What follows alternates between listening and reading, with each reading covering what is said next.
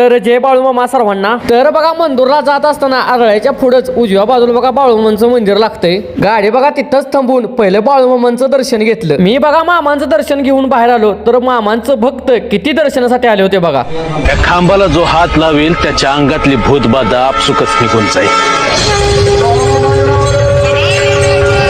ह्या खांबाचं पण दर्शन घेऊन इकडे आलो तर इथं बघा बाळूमामांचं भक्त पावती जमा करते येते. तर ही ह्यासाठी तर आपल्याला बाळूमामांच्या मंदिराचा जीर्णोद्धार करायचा. मामांच्या इथं आल्यानंतर एकच वैशिष्ट्य आहे बरं का, इथं आल्यानंतर अजिबात कुठं सुद्धा जाऊ वाटत नाही. मामांच्या पायथ्याशीच बसावं वाटते आणि सेवा करावी वाटते बरं का. आणि एक आहे बरं का, जर अमावस्याला मामांची आरती आणि मामांच्या इथं महाप्रसाद असतोय, त्यामुळं साऱ्या ह्या भागातली आणि दुसऱ्या भागातली पण भक्तजण ह्या मामांच्या दर्शनासाठी येतात बरं का. आणि इथं आल्यानंतर प्रत्येक जण आपल्या हौसेनं काम करत असतोय बरं का, आणि प्रत्येक जण सेवा करण्यात व्यस्त असतोय. आता बघा तुमच्या डोळ्यासमोरच दिसते प्रत्येक जण कामात व्यस्त आहे बघा. तर चला आता आपण मामांचं दर्शन घेऊन झालेलं आहे. आता आपण आपल्या वाटचालीस म्हणजे आता आपण आपल्या घरी जाऊ.